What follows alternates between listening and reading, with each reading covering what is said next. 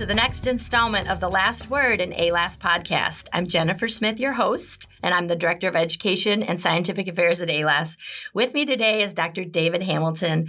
David is a professor at the College of Graduate Health Sciences and the Laboratory Animal Care Unit Director and attending veterinarian at the University of Tennessee.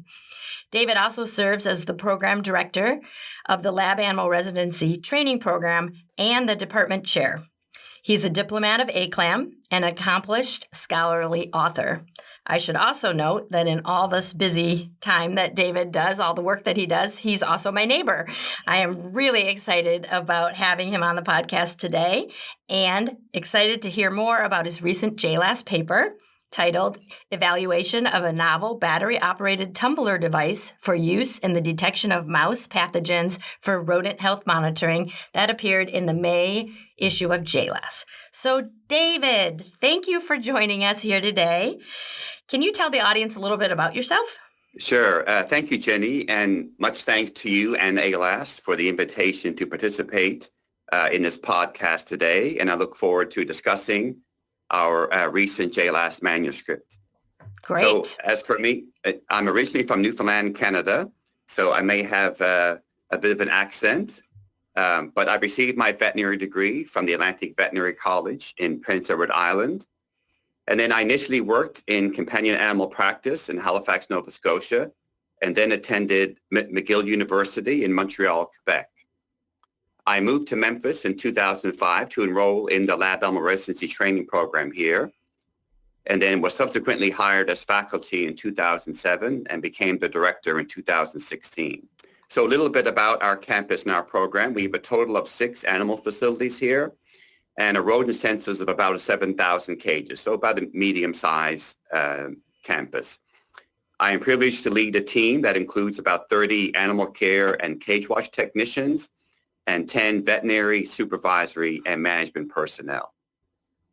Fantastic. Thank you so much for that history. That's probably one of my favorite parts of doing this podcast is meeting some colleagues that maybe I don't know yet, and just hearing a little bit about your background. I'm finding it's so interesting to hear how people got into lab animal, where they went to school, how they got to their current job, what they're doing, size of the program. So thank you so much for including that. I love hearing that you're Canadian. I think that's great. I think you might be the first Canadian that's been on the podcast, so there you go. Oh, that's great. All right. Hey, take it where you can get it. So, all right. Well, thank you again for being here. This is a lot of work to get ready for a podcast. And especially to get a wonderful paper published. So again, we really appreciate that. Okay. So how about if you introduce our listeners to your team? Who did you do this work with? Sure, I'd be happy to. So the first author on the paper is Harmonique Sidhu, or she goes by Monica, and she was actually a resident in our Lab Animal Residency Training Program, which she completed last year, and she's now a clinical veterinarian at the National Institute of Mental Health in Maryland. And so this project that Monica completed was to help fulfill the requirements for her to become AACLAM board eligible. The other member from my team is Dr. Brianne Hibble, and she was a clinical veterinarian here. And she was also very instrumental in the site design and in the manuscript development as well. The other UTHSC faculty include Dr. Simone Newer and Dr. Elizabeth Tolley, and they're both from the Department of Preventative Medicine. And they were on Monica's master's degree committee. And they were truly fundamental in the statistical design for the manuscript. And then finally, we also had 2 members from Charles River Laboratories, Cheryl Perkins and Dr. Ken Henderson. They are co-authors on the manuscript. And they were also very involved in the project design, the sample testing, the manuscript discussion, and preparation. Wonderful. Thank you for that really detailed introduction to everybody and what they did. I think that's so helpful, especially to others preparing their manuscripts. And we love residents on this podcast. And so thank you for introducing us all to Monica. We love up-and-comers, so it'll be really exciting to see future work for her in her new position. And of course, we wish her well. Okay, well, let's dive in. So I always sort of start with the introduction, and this one is a good one, everybody.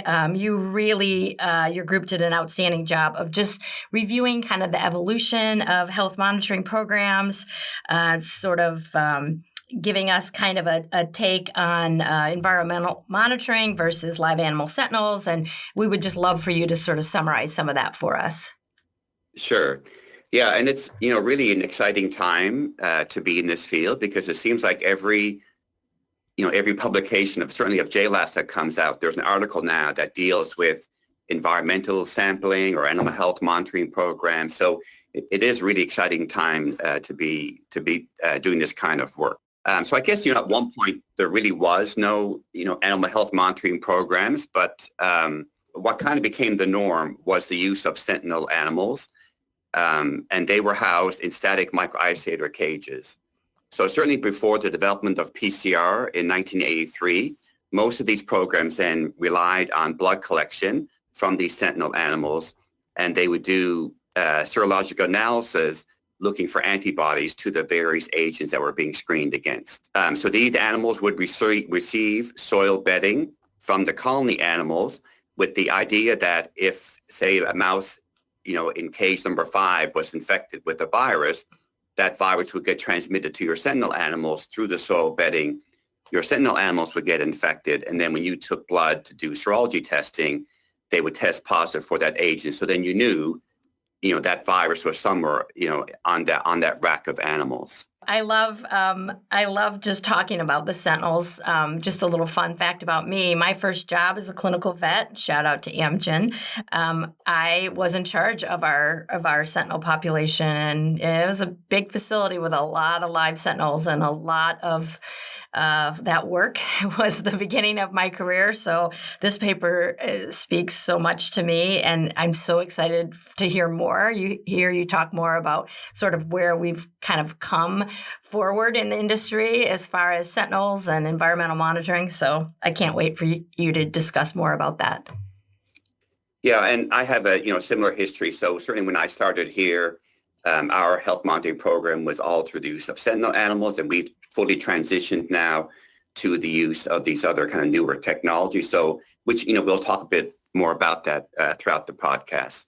Yeah, but with regards great. to sentinel animals, they do serve a role in the health monitoring program, but there are some inherent shortcomings with their use.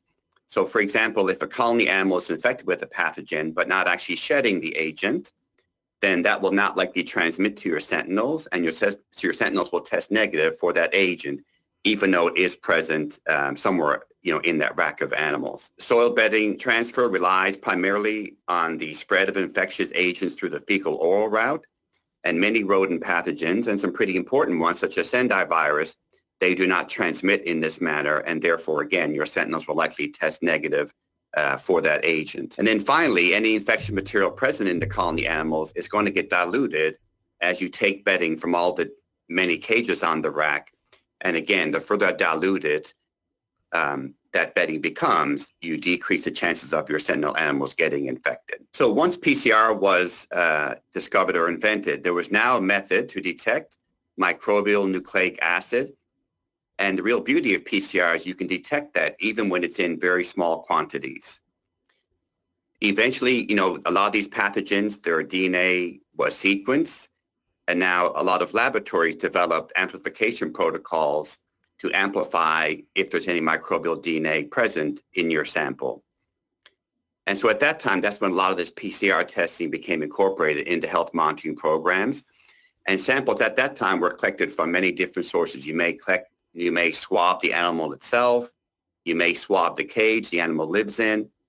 You could also collect, fecal pellets from the animal and do PCR then on the microbial DNA coming from the fecal pellets. The next kind of thing that happened in the evolution of animal health monitoring programs was that certainly rodents moved from being housed in static cages to being housed now in individually ventilated cages, or IVCs. And these housing systems provide filter air to cages and are associated with higher rates of airflow and turnover. And while not all the rack systems are designed in the same manner, most of them do have a common port or plenum through which the exhaust air from all the cages flows And then this creates somewhat of an ideal location to collect dust samples from all of the cages.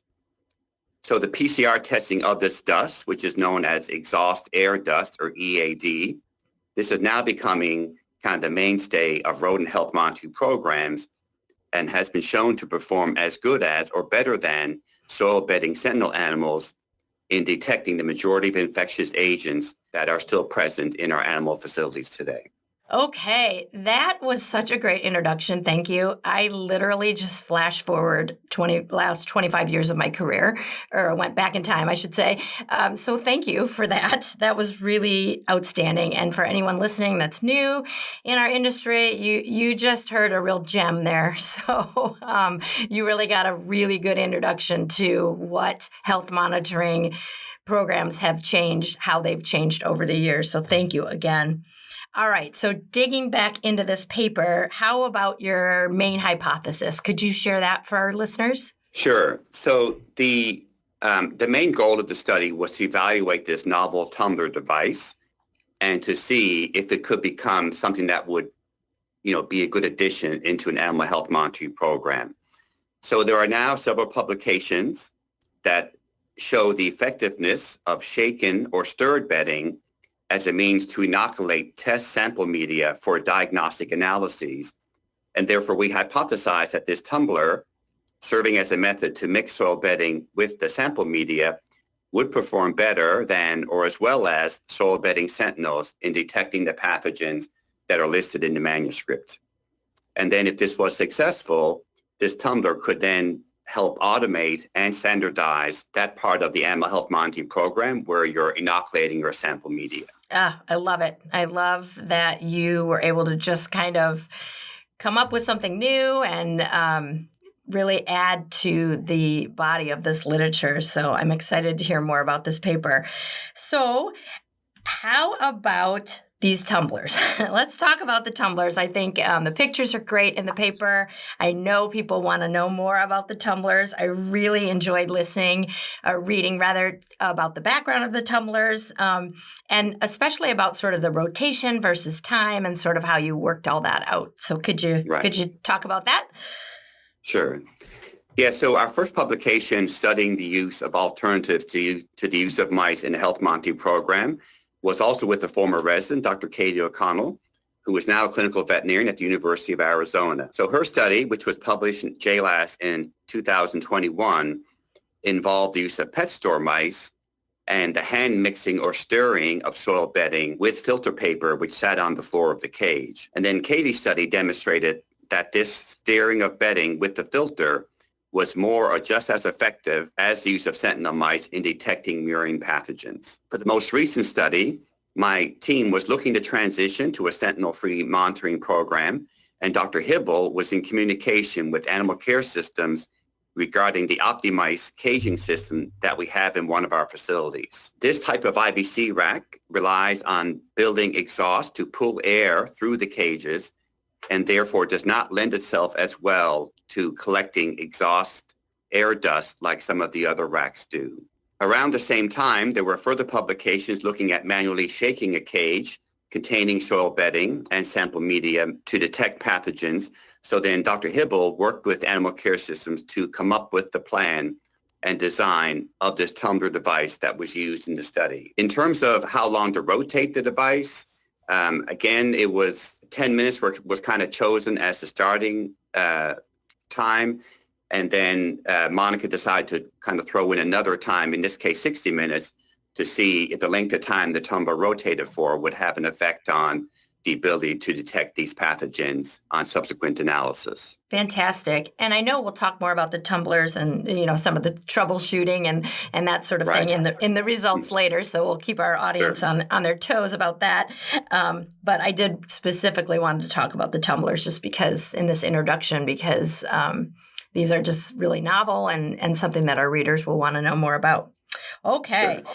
So we're on to the meaty part, study design. It was very interesting. It was also very comprehensive. So do you feel okay giving us kind of a basic overview of the study design. There were some acronyms that I think are always good to define. So if you could do that, we would love it. Yeah, I'd be happy to. And yeah, there were a lot of acronyms, certainly. But the work for this manuscript, it was all conducted in a single housing room. So one of our facilities, it's just one big room that can hold up to 12 OptiMice racks or about 1,200 cages. So for this study, 4 racks were used, and then each had 3 different cages on the rack. So one was a soil bedding sentinel cage, which is labeled SBS throughout the manuscript. And then there was a cage that contained a tumbler that rotated for 10 minutes. And this was the TUM-10 in the manuscript. And then a cage containing a tumbler that rotated for 60 minutes. And this is labeled as TUM-60 or TUM-60 in the manuscript. Each tumbler contained 3 different sample media. So first was a remake filter that remained in the tumbler for the entire 3-month duration. And this is labeled as 3MO-CRF. There was also a remake filter that was replaced monthly. And this is labeled as 1MO-CRF. And there was also an adhesive swab or sticky swab that was added at each cage change. And this is labeled as AS. A 4th sample media that was also used, and this was the exhaust remake filter that is present at the back of the cage in these OptiMice cages. And this is what air passes through as it exits the cage. And this is labeled as EXRF in the manuscript. So with this type of design, we could compare the use of soil bedding sentinel mice to the 4 different sample media contained within the tumbler or within the cage. And we could also evaluate the 10-minute versus 60-minute tumbler rotation to see if that period of time rotation had an effect on the results. Oh, that's great. Thank you so much for breaking that all down. And for our listeners, when you read the journal article, you will be able to see all of that, as well as there's a very nice table in the paper that summarizes this data really well for you. Okay, so one of the things that I'm sure folks reading the article might ask about is your bedding choice. And of course, we always like to follow that up with another question on, what are your thoughts on could a different type of bedding could have maybe changed the results? And so I'd love to hear your thoughts on that. Sure. Yes, that's a really good question. We use corncob bedding in the study. And the reason is that that's the bedding that we use throughout our campus. I'm not aware of any studies that demonstrate a difference in the ability to detect pathogens between different types of bedding. And I guess it's possible that if you have a bedding that is less dusty, so maybe some of the paper style beddings that are out there, that, in theory, the less dust that's created, perhaps you won't pick up pathogens that would spread through the dust that's being tested in the EAD type system. And I guess on the other hand, if you had bedding that was really dusty, these pathogens may become diluted in the amount of dust that's being generated. But again, I'm not aware of any studies that have looked at that. Overall, in my opinion, I think the impact of bedding choice would be minimal on exhaust air dust testing.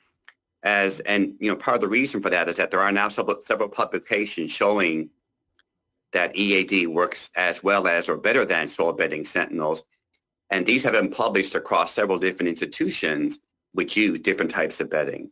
Thank you so much for that summary. And this is probably the best part about the podcast as well, is just being able to talk with colleagues about different things and to hear sort of their opinion and what they use at their facilities. So thanks for diving deep into that, the bedding, because I'm sure folks might want to know that. And now it's time for a short break. Ready to boost your team's skills in lab animal science? Discover the AALAS Learning Library.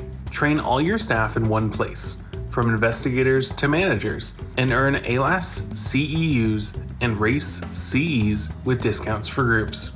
Sign up for free to access select courses instantly and explore valuable resources to enhance your team's expertise. Elevate your learning with AALAS Learning Library. AALAS is now on all your favorite social platforms. If you want to be in the know around upcoming deadlines, highlights from this month's journals, or even just fun holidays, follow us on Facebook, LinkedIn, and Instagram today.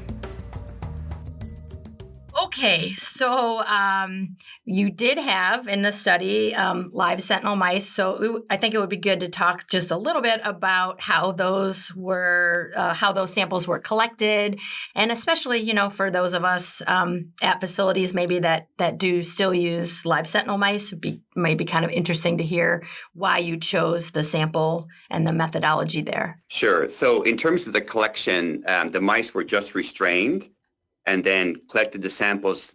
It was either like a fur or body swab, but then also oral swab of the oral cavity. And the reason we chose those samples is because we knew which agents we wanted to test for. And then obviously, if it's an oral pathogen, you're going to have to swab the mouth. If it's something that, you may detect, like fur mice, for example, on the body, you want to swab the fur. And then each of those sample types, they were pooled and they were kind of submitted as one sample towards the end of the study. We also collected fecal pellets, so they were either directly collected from the mouse. A lot of mice, when you restrain them, they'll, very nicely pee and poop on you, so it's a great way to collect those samples. But also from within the cage itself, we could collect fecal pellets. And again, they were pooled, per cage and submitted in the study for PCR analysis. Okay, so still talking about the mice that you used as sentinels for this study, they were female. And again, follow-up question we like to ask, would you sort of be able to discuss a little bit about why you chose that?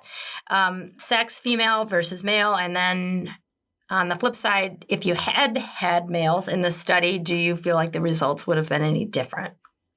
Sure, that's also a great question.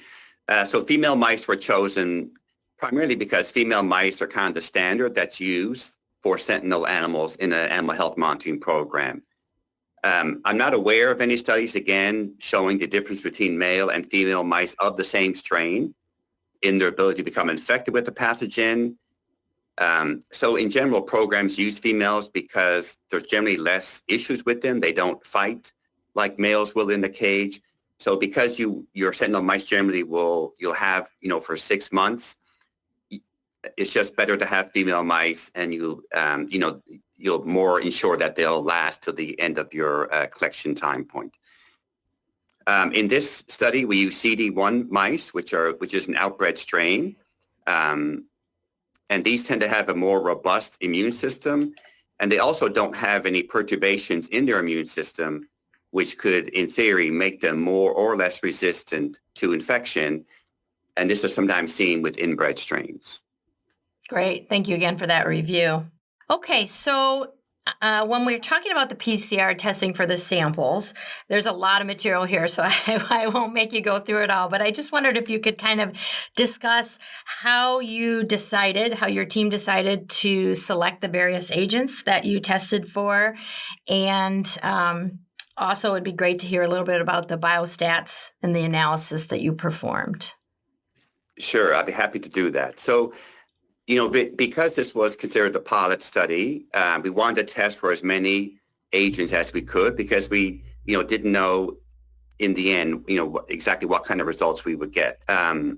Also, there are some publications, certainly the initial publications regarding EAD or these other type of technologies, that it may perform better for a certain type of microbial agent and not as well for other types of microbial agents. So we wanted to make sure, we had a mix of viruses, bacteria, and parasites included in the study. But for this, we really relied on our collaborators, Ken and Cheryl at Charles River, for their input onto which agents we would test and choose. And then we ultimately went with Charles River's mouth surveillance PRIA plus panel as the one that we would use for this study. The agents that we tested for is certainly more than what we include in our health monitoring program for this facility. But again, because this was considered a pilot study, we wanted to collect as much data as possible. We knew going into the study that our rats would likely come up positive for murine norovirus and Helicobacter, as these agents are included in our routine health monitoring program. For the biostatistical analysis, again, we really relied on the recommendations of Drs. Tolley and Newware for their input on which tests to run, based on how the data was collected.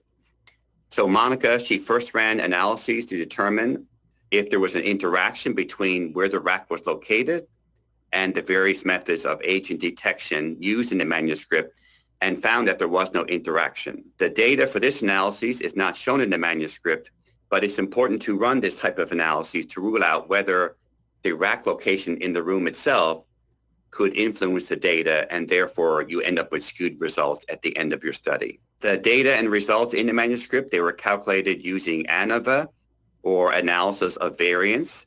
And this is a statistical test which is used to assess the difference between the means of more than two groups. So ANOVA allows you to simultaneously compare means across groups to determine whether the differences that you're observing are due to random chance or if they reflect true and real differences in your study populations. For this manuscript, we used what's called a two-way ANOVA, as there were two independent variables, the rack location or number, and the method of agent detection. So this type of analysis does not directly compare one test method to another. So for example, the statistics that are presented in the manuscript, it's not, sticky swabs versus soil bedding sentinels or remake filter versus soil bedding sentinels, but basically compares the percentage of positive results for each pathogen detection with 0, and 0 being the null hypothesis that nothing would be detected. So even though direct analyses were not made between the various methods, you can still compare the overall percentage positive rates and the confidence intervals for each method to determine how one method compares against the other. Wow, that was a fabulous summary of your statistical analysis. And I know that our listeners, myself included, really appreciate that. Thank you for breaking that all down for us and really helping the listener and the reader of our journal kind of understand maybe what they're reading. And remember, this might be applicable to the next study that you read, and just to help you kind of understand the stats. So thank you again. Fantastic. All right, so we are on to the results and discussion, and this is meaty. There's a lot here. Yeah. This paper really is jam-packed with data, and I always sort of try to unpack it as best as possible. I'm going to let you lead, though, on really the best way that you want to share this data. Again, I refer our listeners to Table 1, which really has a nice tabular version of sort of all the data. But maybe you could sort of take us through the different variables in the study and then how that data was presented. Sure, I'd be happy to. And you're right, there's a lot of data in this manuscript. And, big kudos to Monica for all the work that she put into this manuscript. She did a great job. I'm very proud of this manuscript that she published. So we'll start with Table 1. So Table 1 just shows the agents that were detected for each of the 4 racks. So, a lot of other agents were tested, but if they're not listed in this table, this means that agent was not detected by either method or on any of the 4 racks. So with regards to viruses, all the racks tested positive for astrovirus 1 and murine norovirus. For bacteria, all racks tested positive for Helicobacter, which again was part of what we were expecting. But then there were varying results between the racks for the specific Helicobacter species. And then with regards to bacteria, again, there were varying results per rack on which bacteria were detected, and also for the 3 parasites listed in the table, Demodex, Entamoeba, and Cryptosporidium. So Table 2, this is where you're now kind of getting into the meat and bones of the data of the manuscript. So Table 2 shows for each of the 4 racks, the percent positive for agent detection for each of the sample media within both the 10-minute and the 60-minute tumbler cages and for the sentinel mice. So I'm going to go down the most left column of that table to outline what each line is for. So rows 1 and 2, this is for the remake filters that were replaced on a monthly basis, both in the 10 and 60-minute tumbler cages. The 3rd and 4th rows are for the remake filter that remained in the cage for the entire 3-month duration of the study, again for the 10-minute and 60-minute tumbler cages. Rows 5 and 6 are for the exhaust filter at the back of the cage, again for the 10-minute and 60-minute tumbler cages. And rows 7 and 8 are for the sticky swabs for the 10 and 60-minute tumbler cages. And then the last row are the results for the soil bedding sentinel cages. And now I'll go across the columns So the first 4 columns labeled rack 1 to 4, this represents the data for each of the racks. Then column 5 then shows the average percent positive for each sample over all of those 4 racks. So if you take the value for racks 1 to 4, add them up and divide by 4, that gives you your overall positive percentage rate. The next column shows the standard error associated with that analysis. And then the subsequent column shows the p-value of that analysis.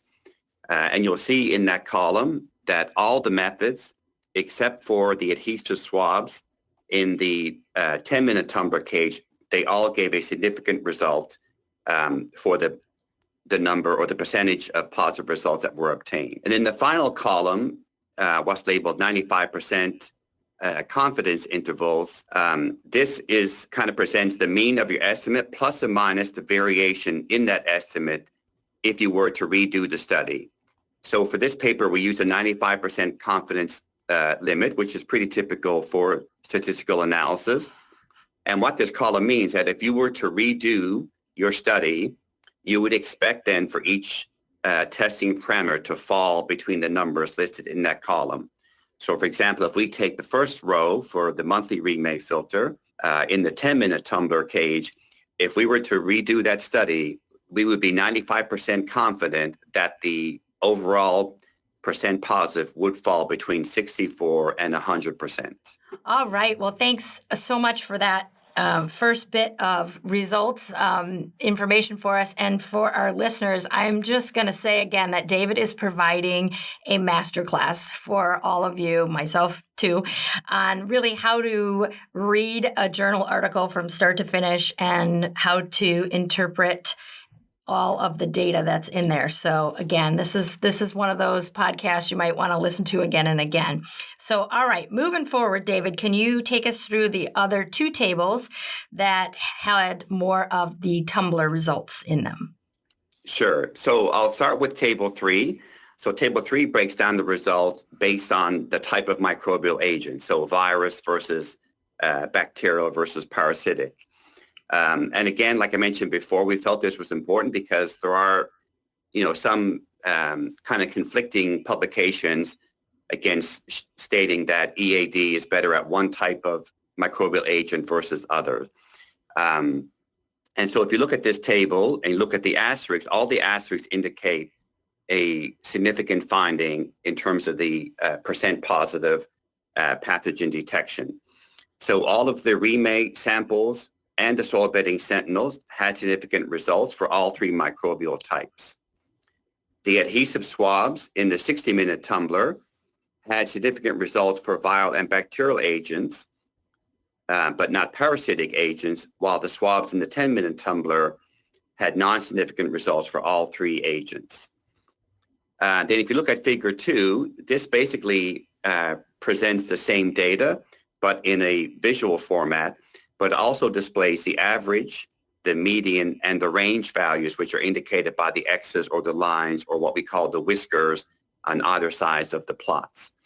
So I guess, going into this, we weren't, we weren't expecting that the soil bedding sentinels wouldn't detect anything. We knew that they would.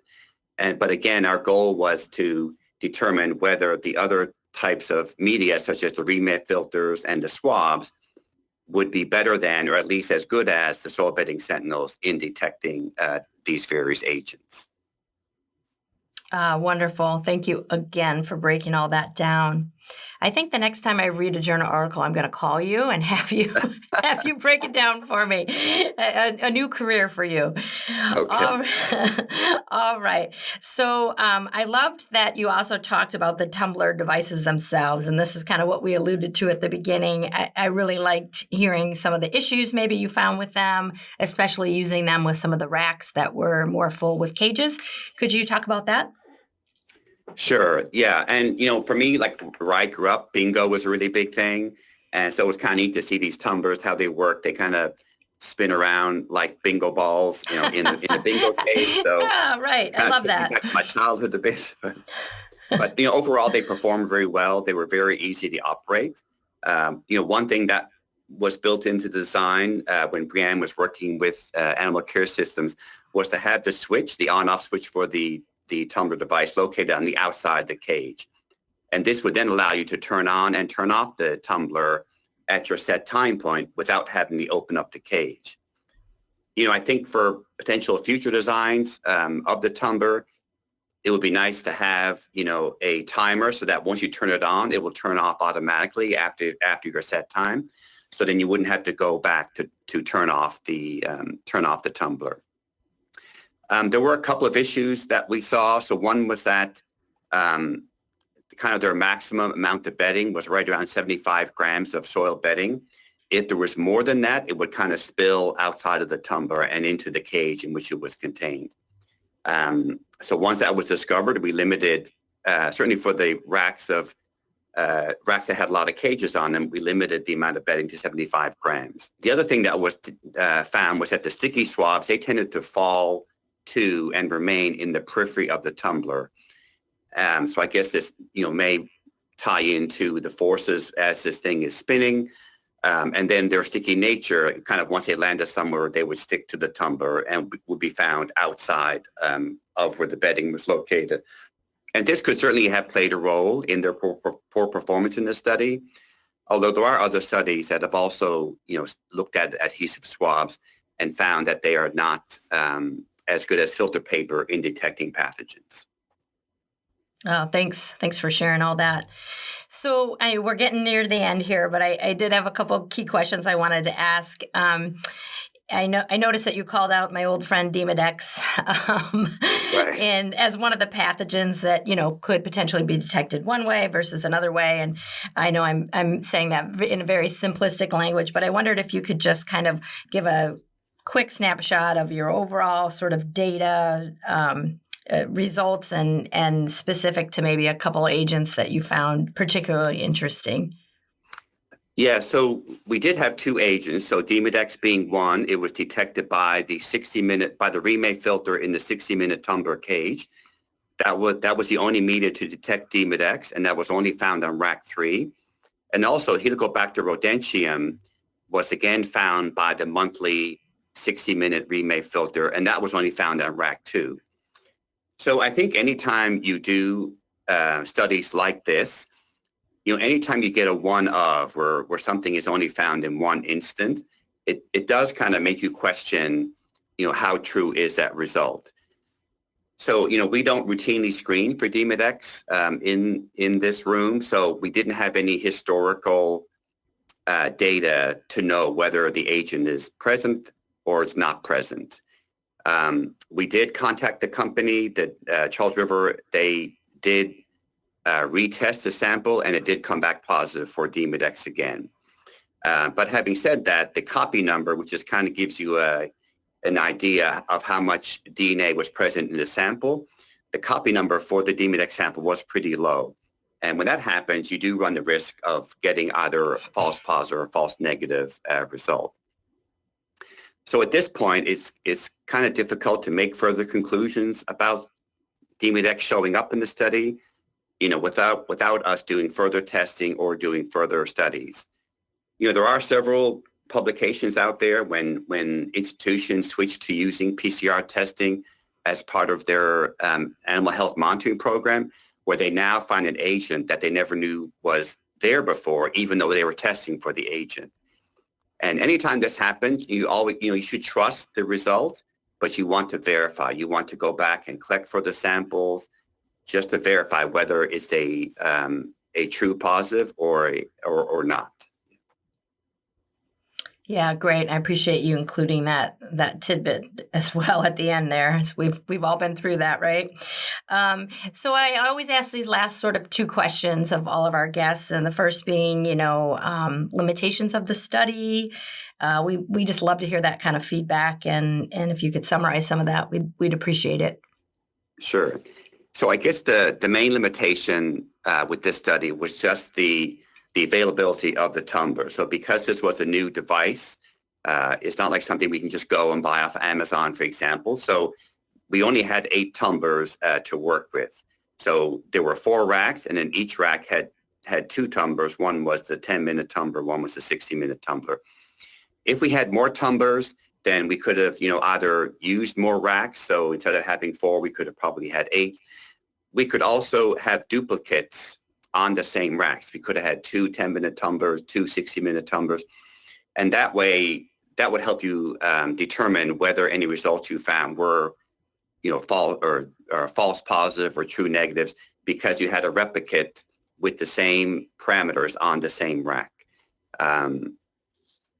So, hopefully if these tumblers continue to be developed and to become more available, it would be nice to include more of them in future studies. That's great. I really appreciate hearing that. I think we've identified 2 possible second careers for you. So we've got, the journal breakdown and then maybe tumbler business. But seriously, my last final question here, and we do ask this of everyone, yours is going to be specific, a little twist for you here. But since both of us apparently started our lab animal veterinarian, training and careers doing sentinels, it would be great to hear sort of your advice for anybody starting out new, who's at a new facility and, and it's their job to ensure a robust health monitoring program. What would you say to that person? Yeah, so that's an excellent question. And I think that'll really be the take-home message from this podcast. So I guess in general, in keeping with the 3 R's, I would recommend institutions moving away from the use of live sentinel animals and adopting, either EAD or a shaken cage type of testing. And, we went through that exact process ourselves. So, we made the decision that we want to move away from the use of sentinel animals. And then we just had to do the homework, to find out whether that was going to be a viable option or not. And that's especially true from my financial perspective.